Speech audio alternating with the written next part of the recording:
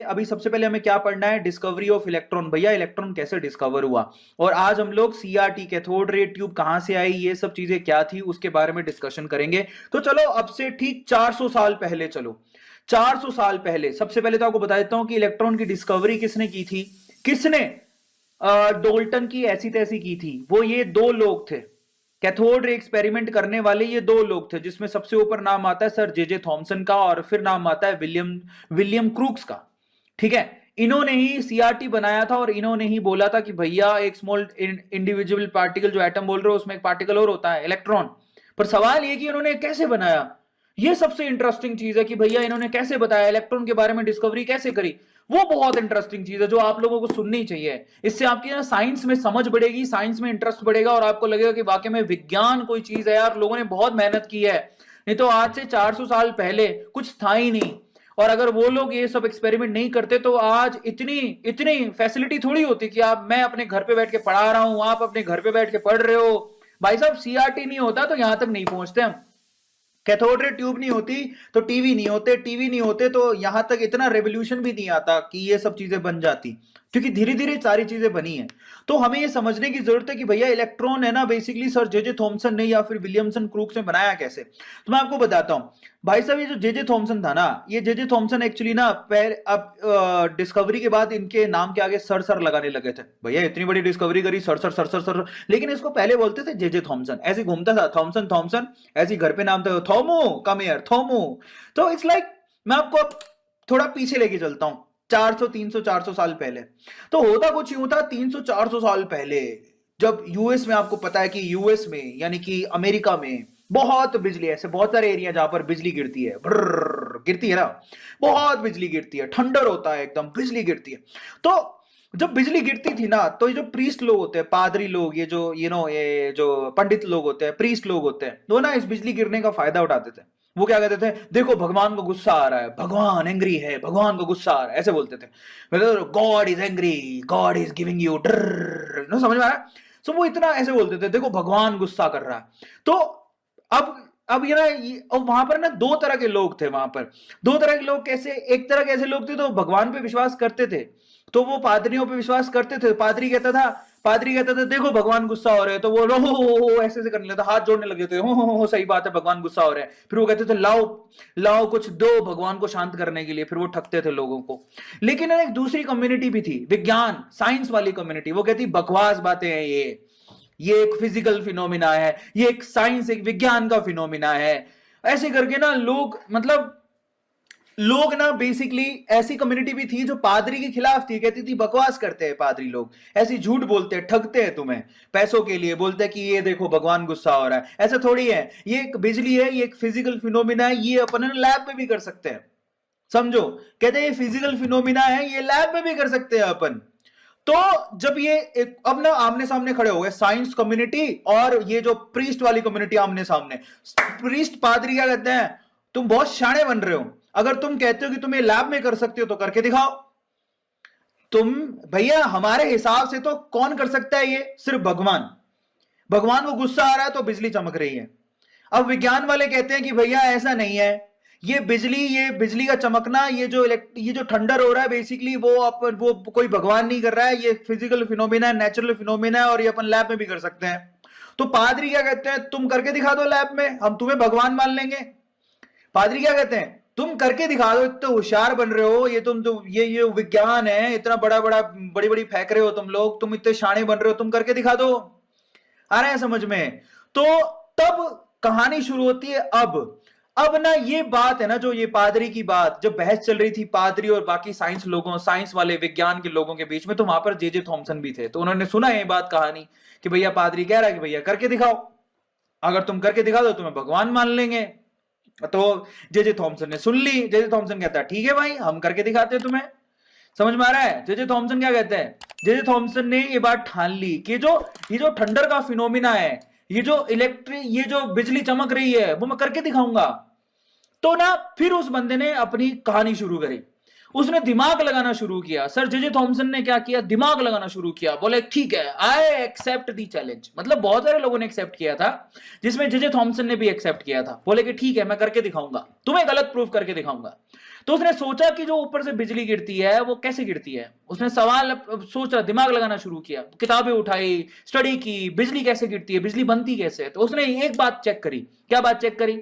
सबसे पहले तो बिजली बहुत ऊपर वैक्यूम में, ऊपर स्पेस में जाके बन रही है, वहीं से तो चमक के नीचे गिर रही है। आ रहा है समझ में? बन तो वहीं रही है ना, बन से नीचे गिर रही है। तो बेसिकली उसके लिए उसने सोचा कि भैया ऐसा है कि उसके लिए हमें ना वैक्यूम चाहिए। पहली चीज तो एक ऐसा एरिया बनाना पड़ेगा जिसमें वैक्यूम हो, क्योंकि आप जैसे जैसे ऊपर जाने लगते हो ना, वैक्यूम क्रिएट होने लगता है, ये तो आपको पता है। दूसरा उसने सोचा कि अच्छा, जहां पे ये हो रहा है फिनोमिना, जहां पर भी फिनोमिना है वहां पर किस तरह की गैसेज अवेलेबल है, वहां पर इनर्ट गैसेज अवेलेबल है। जहां पर ये बिजली पैदा हो रही है वहां पर किस तरह की गैसेज अवेलेबल है, वहां पर ऑक्सीजन CO2 ये अवेलेबल नहीं है, नाइट्रोजन ये तो डेंस गैस है जो नीचे है। आपकी बिजली जहां पर बन रही है, जिन बादलों में बिजली बनती है, वो बेसिकली अगर वहां पर गैसेस की स्टडी करोगे तो वहां पर आप लोगों को इनर्ट गैसेस मिलेंगी, जैसे कि हीलियम। तब आप लोगों का गौर गया कि वाकई में हीलियम की जरूरत है, वैक्यूम की जरूरत है। और तब तक क्या हुआ था, तब तक हमारे जो फेराडे साहब थे, फेराडे जानते हो? फेराडे लॉ पढ़ाया था मैंने आप लोगों को कल परसों ही, ठीक है। फेराडे साहब ने तब तक एक्चुअली डीसी बैटरियां बना ली थी। डीसी बैटरियां मतलब उसने दो रोड ली, ऐसे ऐसे ऐसे उसको हाथ ला ऐसे करता था ना, एक रोड को दूसरे रोड से जब ऐसे करता था तो बिजली चमकती थी एकदम, वो ना एकदम वो जो क्या चमक चमक सी बाहर निकलती थी। जब एक प्लस की रोड को माइनस की रोड से जब ऐसे टच करते थे तो तब इलेक्ट्रिसिटी बाहर निकलती थी। तो तब तक ये हो गया था। तो जेजे थॉमसन को पता था कि ऐसा सब कुछ हो सकता है और मैं वैक्यूम क्रिएट करके मैं भी बिजली पैदा कर सकता हूं, मैं भी ये जो थंडर है उसको मैं लैब में बना सकता हूं। तो उस बंदे ने क्या किया, दिमाग लगाना शुरू किया। उसने क्या किया, मेरी बात ध्यान से सुनना। उसने सबसे पहले ना एक दिखाने के लिए कांच की ट्यूब ली, क्योंकि दिखाना भी तो पड़ेगा, तो उसने कांच की एक ट्यूब ली ऐसे, ठीक है। उस कांच की ट्यूब में उसने क्या किया, यहां पर उसने वैक्यूम क्रिएट करने के लिए, यहां से एक वैक्यूम क्रिएट करने के लिए, ताकि सारी गैस को, अधिकतर गैस को बाहर निकाला जा सके। उसने ये भी चेक किया कि जहां पर थंडर क्रिएट हो रहा है ना, वहां पर प्रेशर, एक्चुअली प्रेशर बहुत ही कम है। गैस का प्रेशर कहां है, नीचे की तरफ है ना, एटीएम आपके आसपास है, ऊपर जाते हो प्रेशर कम होने लगता है, ये तो पता है ना। तो प्रेशर बहुत ही कम है, ये चेक किया। वहां पर इनर्ट गैसेज है, ये चेक किया। वैक्यूम क्रिएट करने की कोशिश करी। आ रहा है समझ में? और साथ में क्या किया उसने, फेराडे से डीसी बैटरी ली, यहां पर दो कैथोड की रोड लगा दी भाई साहब ने। कैथोड की रोड लगा के यहां पर डीसी बैटरी लगाई, पहली बार में 10,000 वोल्ट की डीसी बैटरी लगाई ऐसे करके, है ना, कैथोड की। अब उसने ये दिमाग क्यों लगाया, क्योंकि उसको पता था एक बात का कि जब एक रोड को दूसरे रोड से टच कर रहे हो तो स्पार्किंग हो रही है, चिंगारियां निकल रही हैं। अब सिर्फ मुझे इतना दिखाना है, बिजली ये जो थंडर है वो पैदा करके दिखानी है। तो उसने क्या किया, मैं टच नहीं करूंगा। उसने दो रोड को बिल्कुल सेपरेट रखा और उसके बीच में वैक्यूम क्रिएट करके रखा, और उसमें ज्यादा जो गैस भरी वो इनर्ट गैस थी, क्योंकि उन्होंने वो एनवायरमेंट पैदा करने की कोशिश करी जो ऊपर है, जहां पर ठंडर हो रहा है। और यहां पर हाई वोल्टेज अप्लाई करी उसने, हाई वोल्टेज मतलब 10,000 वोल्ट इनिशियली अप्लाई किया था उसने। दो इलेक्ट्रोड की रोड लगाई, उसको बैटरी से कनेक्ट किया, वो वैक्यूम क्रिएट किया, प्रेशर को कम करने की कोशिश करी, और जब 10,000 वोल्ट की बैटरी लगाई तो भाई साहब जो हुआ वो देखने लायक था। यहां से धड़ धड़ धड़ धड़ धड़ धड़ क्या हुआ, यहां से क्या हुआ, एक रे निकली, और जो रे एक्चुअली कहां से कहां जा रही थी, एक्चुअली ये देखो बैटरी का ये पॉजिटिव टर्मिनल और ये बैटरी, मैं थोड़ा सा उल्टा बना दिया इसको, ये बैटरी का पॉजिटिव और ये बैटरी का नेगेटिव टर्मिनल है। और बेसिकली जब उसने कनेक्ट किया तो यहां पर उसको ये रेज निकलती हुई थंडर के जैसे दिखाई देने लगी। उसने कहा ले भैया काम हो गया अपना। तो मतलब उसने तब जाके उनको, पादरियों को गलत प्रूव करने के लिए किया था। फिर उसने पादरियों को बुलाया, बेटा तुम आ जाओ, तुम्हारे पाद निकालते हैं। सो बेसिकली पादरियों को इकट्ठा कर लिया। पादरी इकट्ठा करने के बाद बोले बैठ जाओ तुम, और अब देखो तुम लोग मेरी बात ध्यान से। अब उसने क्या किया, 10,000 वोल्ट की बैटरी लगाई, और उसके बाद उसने एक वैक्यूम क्रिएट किया, और वैक्यूम क्रिएट करने के बाद क्या किया, चला के दिखाया तो वहां पर ठंडर पैदा हो रहा, धड़ धड़ धड़ धड़ धड़ धड़ ठंडर पैदा हो रहा। सब हैरान, बड़ा ये क्या हो गया। तो उसने उसके बाद एक लाइन बोली था पादरियों को, क्या बोलता है, कहता भाइयों जैसा कि तुम लोगों ने कहा था कि ये काम सिर्फ भगवान करता है, समझ में आ गया, जैसा कि तुम लोगों ने कहा था कि ये काम सिर्फ भगवान करता है, इलेक्ट्रिसिटी पैदा करने का काम सिर्फ भगवान करता है, ये काम मैंने करके दिखाया है, आज से मैं तुम्हारा भगवान हुआ। मतलब समझो, कहता है now I am the God for all of you. समझ में आ रहा है, इतनी बड़ी बात बोल दी, बड़े बहुत शाणे हो तुम लोग। हाँ, तो बेसिकली एट दैट टाइम जब उसने ये सारा का सारा सेटअप बनाया, जिसको बाद में वो सीआरटी बोलते थे, अभी तो कोई नाम नहीं रखा था, अभी तक कुछ नाम नहीं रखा उसने, बस एक कांच का ट्यूब लिया, उसमें वैक्यूम क्रिएट करने की कोशिश करी, उसमें 2 इलेक्ट्रोड्स लगाए, उसको बैटरी से कनेक्ट किया और वहां से बिजली एकदम से कड़की वेव्स जाती हुई दिखाई दी। और तब उसने बोला भैया देखो जो तुम ऊपर देखते हो मैं तुम्हें लैब में दिखा रहा हूं, आज से मैं भगवान, आई एम द गॉड। समझ में आ रहा है? तो वो कहता है भैया अब मैं भगवान हुआ, आई एम द गॉड। सबको समझ में आ गया? बट वो तब से उसको लोग क्या बुलाने लग गए, तब से उसको बोलते थे सर जे थॉमसन। क्या बोलने लग गए? Sir J Thomson. लेकिन उसके बाद उसका दिमाग खनका, वो उसके बाद उसका दिमाग खनकने लग गया। जब आदमी को कुछ मिल जाता है ना सर्च करने को, तो उसका दिमाग और तेजी से भागने लगता है। उसको सोचता है, उसने क्या सोचा पता है? सर जे थॉमसन ने सोचा कि भैया ये जो रेज निकल रही हैं, जो रेज निकल रही है उसको मैं स्टडी करना चाहता हूं। क्या है ये रे, किससे बनी है, क्या है ये सब पता करना चाहता था वो आदमी। वो जानना चाहता था कि इन रेज में क्या है। भगवान तो लोगों ने मान लिया, लेकिन वो आगे रिसर्च करना चाहता था। जब उसने ये सारा सेटअप बना लिया तो वो ये जानना चाहता था कि एक्चुअली 2 इलेक्ट्रोड के बीच में जो ये वेव पैदा हो रही है, जो ये रे पैदा हो रही है, एक्चुअली ये है क्या। समझ रहे हो? तो अब उसने असली एक्सपेरिमेंट करने शुरू किए, तब जाके, आप देखना ध्यान से समझना, अब उसने एक्सपेरिमेंट करने शुरू किए। तो अब जो एक्सपेरिमेंट वो करने जा रहा है उनको आप ध्यान से देखना। तो अभी तक उसको लोगों ने भगवान मान लिया, भैया तुम इलेक्ट्रिसिटी पैदा कर सकते हो, तुम बिजली पैदा कर सकते हो, तुम भगवान हो। ठीक है, उसने पूरा सेटअप तैयार कर दिया। उसने यहां पर 2 इलेक्ट्रोड लगाए, ध्यान से समझना। एक को बैटरी के नेगेटिव टर्मिनल से जोड़ा, एक को बैटरी के पॉजिटिव टर्मिनल से जोड़ा, बैटरी लगा दी। 10,000 वोल्ट की बैटरी पहली बार में कनेक्ट की थी। उसमें लो प्रेशर क्रिएट करने की कोशिश किया। क्यों? क्योंकि बिजली जहां पैदा होती है वहां प्रेशर कम होता है। इनर्ट गैस भरा इसके अंदर, वैक्यूम क्रिएट करा, सारा सेटअप कर लिया। पर अब वो कुछ जानना चाहता था कि जो रेज है बेसिकली वो कहां से निकल रही है, ये रेज किसकी बनी है, क्या है इन रेज के अंदर, ये सारी चीज वो जानना चाहता था। उसके बाद उसने एक्सपेरिमेंट करने शुरू किए। जो अब वो करने जा रहा है उसको आप लोग ध्यान से देखना। हुआ क्या जरा आप चेक करना, एक्सपेरिमेंटल रिजल्ट्स जरा देखो। वो एक्सपेरिमेंट करने लगा। उसने सबसे पहले क्या किया, मेरी बात को ध्यान से सुनना। सबसे पहले उसके लिए सबसे बड़ी समस्या थी ये 10,000 वोल्ट। क्या था? 10,000 वोल्ट। ये बहुत ज्यादा थे भाई साहब। आपको पता है ना कि आपके यहां पर बिजली घर में आती है 220 वोल्ट की। आपको ये पता होगा कि 220 वोल्ट में भी आपको बहुत जोर से झटका लगता है। कभी तार को हाथ लगाए हो? कभी तार को हाथ लगाए हो? इतनी जोर से झटका लगता है कि बम बम बोले हो जाता है। तो 220 वोल्ट में जब इतना झटका लगता है, तो 10,000 वोल्ट में गलती से भी अगर झटका लग गया तो जे थॉमसन की ऐशी की तैसी। तो इन दैट केस उसने सोचा कि यार पहले इस वोल्टेज को कम किया जाए, क्योंकि वोल्टेज बहुत ज्यादा है और अगर बैटरी अगर लो हो गई तो इतना मेरे पास पैसा भी नहीं है, मैं कहां से लाऊंगा। तो उसने क्या किया, इसका जुगाड़ ढूंढा। सबसे पहले इस बैटरी को 10,000 वोल्ट को कम करने की कोशिश करी उसने। उसके लिए क्या किया, बोला कि मुझे तो अब एक्सपेरिमेंट ही करना है, दुनिया को मैंने दिखा लिया, मैं क्या करूंगा दिखा के। तो इन दैट केस उसने क्या किया, सबसे पहले तो कैथोड और एनोड, ये जो 2 इलेक्ट्रोड लगाए थे उनके बीच की डिस्टेंस को उसने कम कर दिया।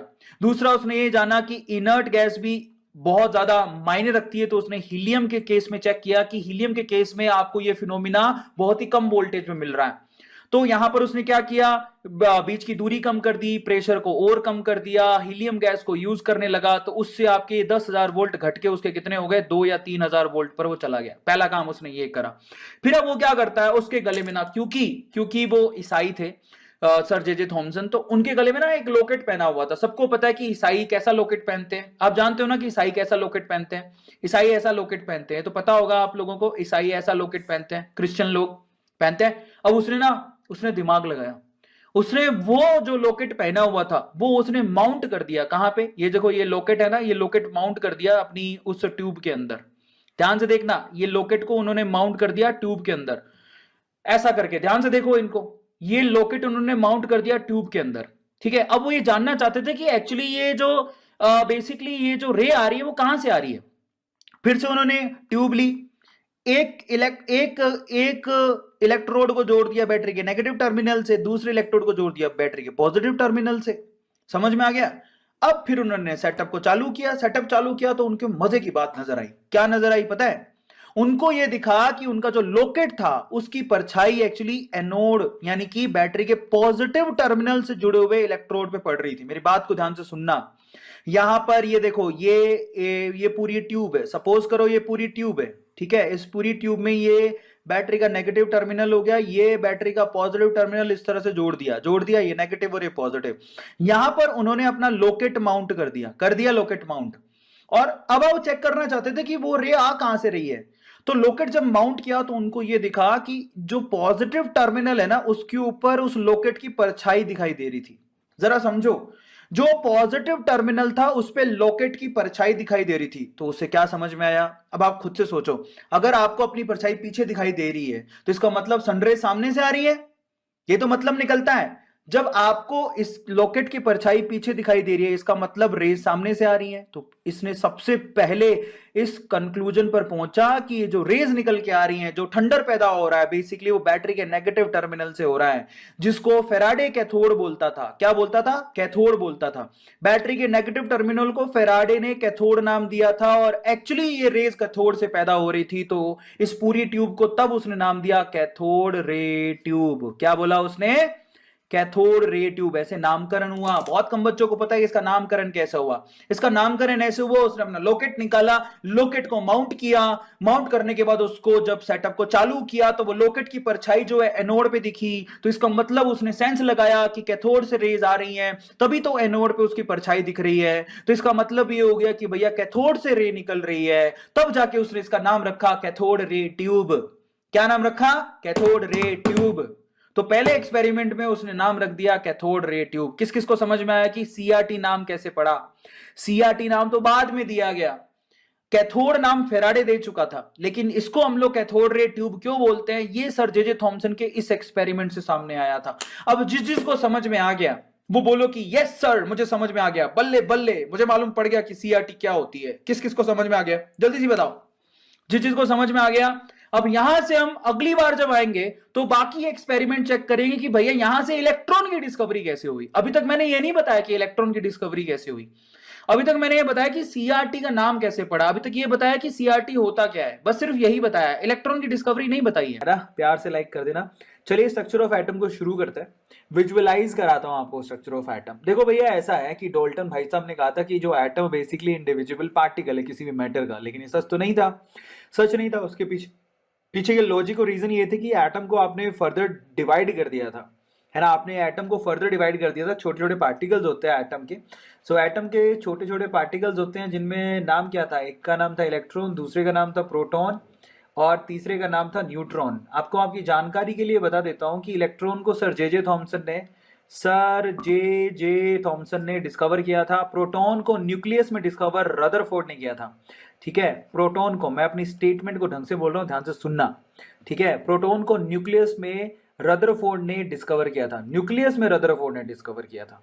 और न्यूट्रॉन जेम्स चैडविक ने डिस्कवर किया था। James Chadwick. न्यूट्रॉन को किसने डिस्कवर किया था? जेम्स चैडविक ने डिस्कवर किया था, अलग अलग तरीके से। ठीक है, उसकी डिटेल में जाने का कोई फायदा नहीं है कैसे क्या किया, बट हाँ अगर आप लॉन्ग टर्म सेशन देखें तो उसमें मिल जाएगा।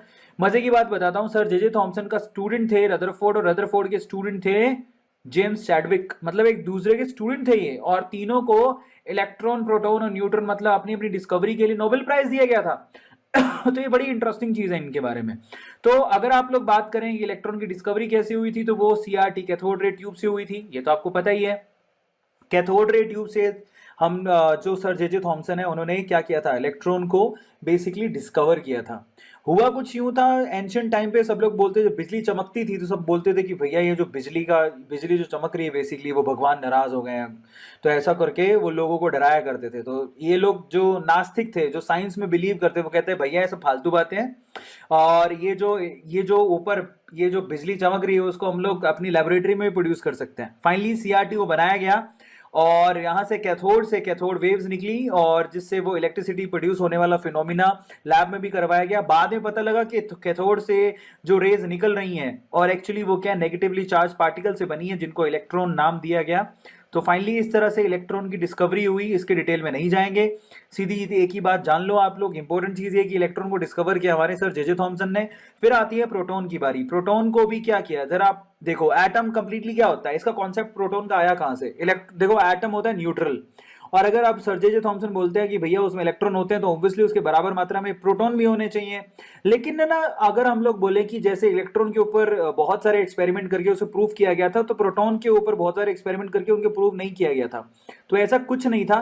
एक एक होल वाली यहाँ पर एक होल वाली क्या की गई थी, इलेक्ट्रोड को लगाया गया था, एक होल वाले इलेक्ट्रोड को लगाया गया था। तो कैथोड से जो वेव्स जो रेज निकल रही थी, तो वो अंदर वाले पार्टिकल से इस एयर के पार्टिकल को टकराती थी। टकराने के बाद यहां से इलेक्ट्रॉन को वो बाहर फेंक देती थी। तो पीछे क्या होता था, पीछे प्रोटॉन, भाई ऑब्वियसली अगर इलेक्ट्रॉन बाहर निकल गया, जैसे हीलियम लिया, हाइड्रोजन गैस लिया, तो हाइड्रोजन गैस में आपको पता है कि एक इलेक्ट्रॉन और एक प्रोटॉन होता है। अगर किसी की टक्कर से इलेक्ट्रॉन बाहर निकल गया तो पीछे प्रोटॉन बचेगा। तो बेसिकली H प्लस को ही प्रोटॉन कहा जाता है, और प्रोटॉन की खुद की कोई एग्जिस्टेंस नहीं है। और यहां से H प्लस के जो एलिमेंट थे वही जा रहे थे कहां पर, कैथोड की तरफ। पॉजिटिव वाले कहां जाएंगे, नेगेटिव प्लेट की तरफ जाएंगे। तो बस वही नेगेटिव प्लेट की तरफ, जो कि कैसी थी, छेद वाली, होल्स वाली एक प्लेट ली गई थी। तो वहां से हमें वो प्लेट जो थी वो चमकने लग गई थी। तो वहां से, पर उनको प्रैक्टिकली प्रूव नहीं कर सके थे। ओवरऑल प्रोटॉन की कोई एग्जिस्टेंस की प्रूव नहीं है, बट क्योंकि इलेक्ट्रॉन एग्जिस्ट करता है और एटम न्यूट्रल होता है, तो प्रोटॉन की एग्जिस्टेंस को आपको मानना पड़ेगा। बट ओवरऑल प्रोटॉन के लिए भी सीआरटी को यूज किया गया था, उसकी एग्जिस्टेंस को प्रूव करने के लिए, ठीक है। और जिसको प्रूव एक्चुअली न्यूक्लियस में होता है, किसने प्रूव किया था, रदरफोर्ड ने, ठीक है। और न्यूट्रॉन की डिस्कवरी भी बहुत ही लाजवाब थी, और न्यूट्रॉन की डिस्कवरी बेसिकली जेम्स चैडविक ने की थी। हालांकि वो न्यूट्रॉन की डिस्कवरी नहीं कर रहा था, वो अल्फा पार्टिकल से बचने का कुछ जुगाड़ ढूंढ रहा था। बट जब बहुत रेडिएशन, कोई भी रेडिएशन किसी भी मेटल की प्लेट पे डाल रहे थे, तो उस मेटल की प्लेट से एनर्जी को गेन करने के बाद, मतलब वो वेव से एनर्जी को गेन करने के बाद, ये जो बरीलियम की जो मेटल प्लेट थी, तो कुछ पार्टिकल को बाहर फेंक रही थी। अब वो जो पार्टिकल थे बेसिकली, वो ना तो पॉजिटिव प्लेट की तरफ जा रहे थे, नहीं नेगेटिव प्लेट की तरफ। तो उनको एक नाम दिया कि भैया एटम के अंदर न्यूट्रल पार्टिकल्स भी होते हैं, तब न्यूट्रॉन का डिस्कवरी किया गया, ठीक है। तो अल्फा पार्टिकल की बॉम्बार्डमेंट की वजह से न्यूट्रॉन डिस्कवरी हुई, ऐसे कुछ नहीं था कि हम लोगों को न्यूट्रॉन डिस्कवर करना था।